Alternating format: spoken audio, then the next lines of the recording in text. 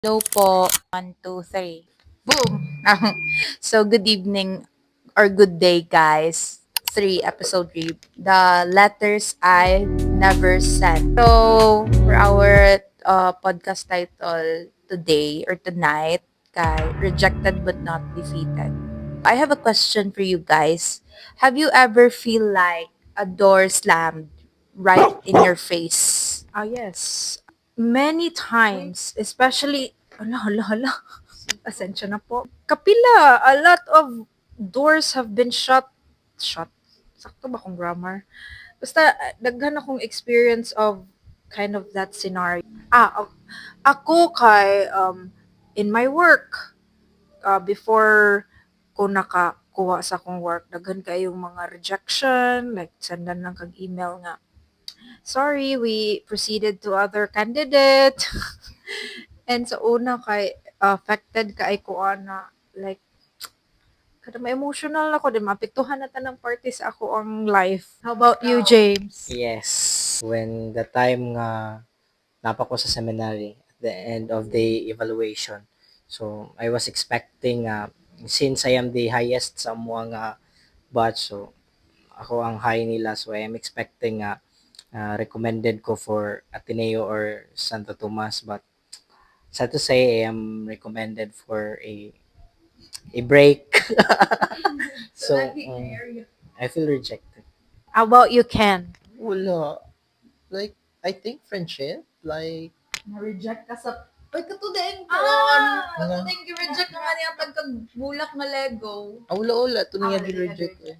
give goodwill, like, mga good works man pud ko ga give pud ko mga service nila sa friends. And when I asked something that ano gini siya pero ka crucial, like a question crucial gid sa akong mind, pero wala gid nila gin pamatian. Murag, in a way, same ka, James, katong pinaka-recent kay akong cum laude, may multo.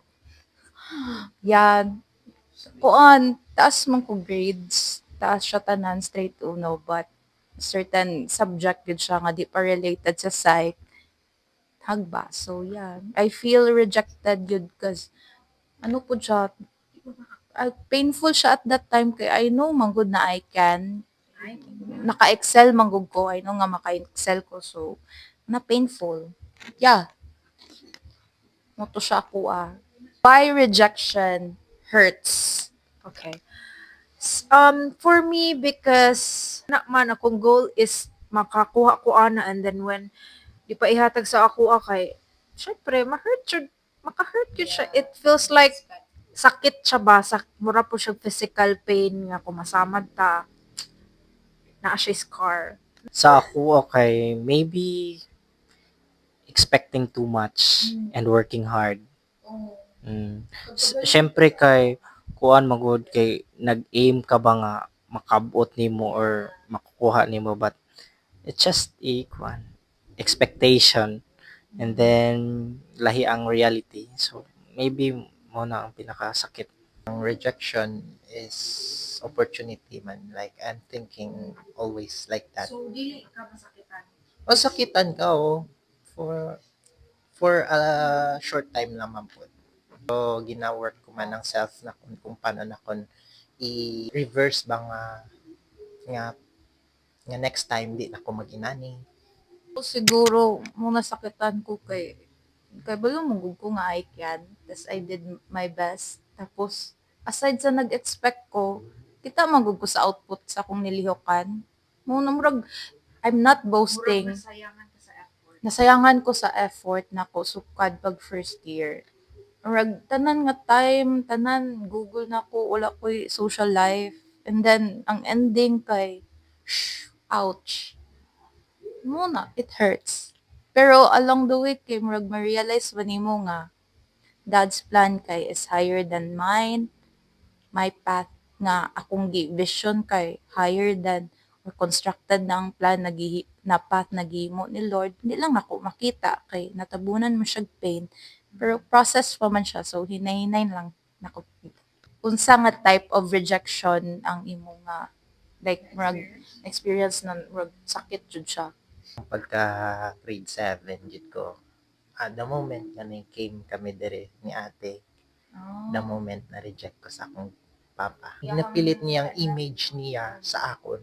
Ako kay ang pinakasakit na rejection katulad cum laude. Hindi ko kayo ka move on but I don't know, mao gid yung pinaka murag hinay-hinay na nako ano nga murag brighter side. Okay raman di ay kay masakit man nga ma-reject ka sa trabaho niya na kay title nga cum laude. Like, murag karon murag for me na lang kung wala ko'y title okay na lang pud kay ma-reject man gyapon ta sa trabaho. Sa ako kay actually tanan man nga na-experience na ko nga rejection is painful for me pero siguro ang nakuan ako is kanang sa cafe nga wala ko'y hold to say my ideas. Actually daghan kay kong vision sa cafe pero daghang bawal, dili inani, dili mosugot inani. And then wala na lang ko'y mahimo cause that's not my land. So dili mo na ko nagpatukod and nakahunahuna ko ko to may pag wala na lang di ay ni suggest nga tukuron ni kay di wala man di gyud mo koy say about it. Although thankful ra ko kay at least ning dako siya, naa siya improvement from sa pinakasugod. Inato lang it is painful pero na-accept na lang ako kadugayan. Family. Yes. Nakoy tita nga kanang kuan. Kana bitang wala na minyo. Just murag narapod sa mua ba. And then na-feel nako nga kanang pinakasakit nga rejection is kana bitang naningkamot ka sa imong self nga maka syempre kaysa mo family is o pa'y nakahuman wala pa yun kuan ba. And then naningkamot ko nga makahuman ko and then ingnon ra ka nga ade maura magyapon kanang makahuman daw og dili kahuman kay adto man Japon kuno sa trabaho og diskarte ang kuan. So nya na siya nga may pan na lang daw din na ko eskwela kay sayang-sayang pa ko sa kuan. So dito nga kuan time nga ganahan ko mo go out sa akong family. Na-feel ako nga pinakasakit jud ay nga rejection nga imong family mo kanang nawad-an og salig mangguro na nimo and then mas nawad-an pa sila kay nimo ba. Hopefully I ma-forgive na nako siya. Forgive na nimo.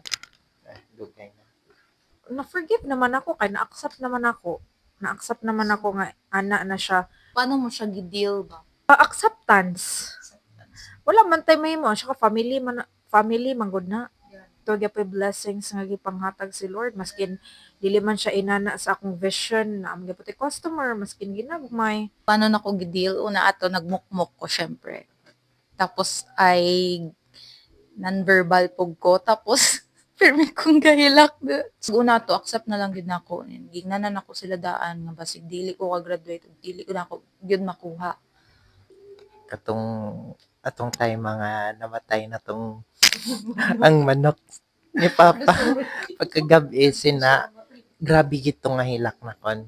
Like, gin-ask gid na ako ang Ginoo nga, Lord, unsa man is Papa Lord, wala na ko naka-feel sa love niya. Nag-ask na lang ko si mo, Lord, ikaw na lang akong tatay, Lord.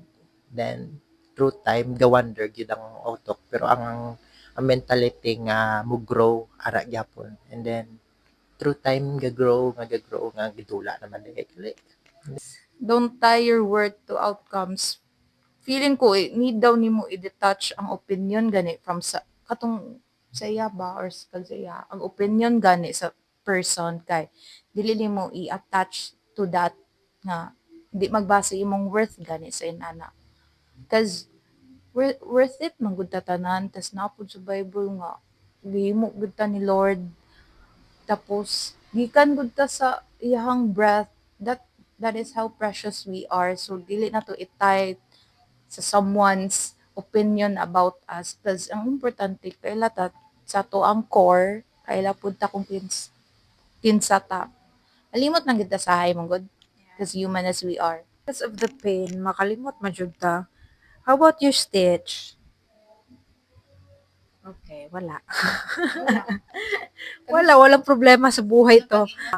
What is unsay imong istorya karon as you para sa imong future self? About ani nga topic ha. For sure, i-look back gini nato ang mga videos nato ba in the future, and kung ma-down ka, so at least naa kay makita in the future nga gistorya na sa akong self. So what will you say for your future self na magsugod na og college, and for sure daghan ng mga rejections na sad, problems na sad na mo arise. So Rejection is always happen. And then maybe dadun ko ron ako no kanang ang pirpin ako in a mind sa kung una kung ma-face na ko ang mga rejection is I know my worth. Yeah. I know my worth and I am strong. Kabalo ko nga kaya nako. Kabalo ko nga kaya nako. Nakoy kuha na ko abilidad biya kayo ko. Yeah. Yeah, oh, sakto mo good. Instead of giving up, syempre kung gina-reject na ka, sometimes makauna na ka, I want to give up. But nung pinakauna-una dyan akong ginahuna is worthy ba na ako i-give up? Asa man ako ang worth? And then, for me is, para mo sa ko is, this world is, kuan man good. It's not my friend. I need to stand para sa ko ang kaugalingon. And then, I need to make strong. Para sa ko ang future. Though you may not understand, but I'm gonna say this to my future self. So you made it. Huh? That's all I can say. Ako kay katong mao gid akong prayer gid katong time nga down kayo to atong akong rejection. God can move mountains. I love you so. sa ako, as I turn to the next era of my life, oh my God, puhon, na 3 months from, grabe ka naman sa 40s. 3 months from now, so I don't know kung sana po na ako ang purpose ana nga time. So, during this last year of my 20s kay daghan naman kong na-learn. I know daghan pa ng another challenges pa nga maabot ana nga time. So I will say to my future self na look back sa mga videos. Because all of these kay mag-question mo na ako sometimes nga para asa man ni akong giko nga video ay murag dili man mo make sense, walay likes, walay kuan, walay engagement, walay murag people don't care about it. But then sa ako ang future di kay ako di sige balik-balik because I used to play ba sa mga videos nga akong tanawon ay ako mga gi-create, and then dito na pud ko maka-inspire og balik no bitaw ngano di naman ko inani. Look back on those videos you created kay daghan ka ditong makuha nga lessons, daghan ka ditong makuha nga nakaya ra man dai nako, and then makaya pa ni nako karon. So that's all. So again, thank you so much for listening. Thank you guys for listening. May tag ano na ni siya. Dili na ni walay audio. Nindot ang tato among topic class gabi eh. Probably next na lang to siya. Oh, next ang to kay basta. Oh, awkward siya Sunod na kumulikon. po na if ma-feel na to ang Oh, feel the vibe. Anything else? Abangan ang next episode. Yes. That's all. Good night. Bye.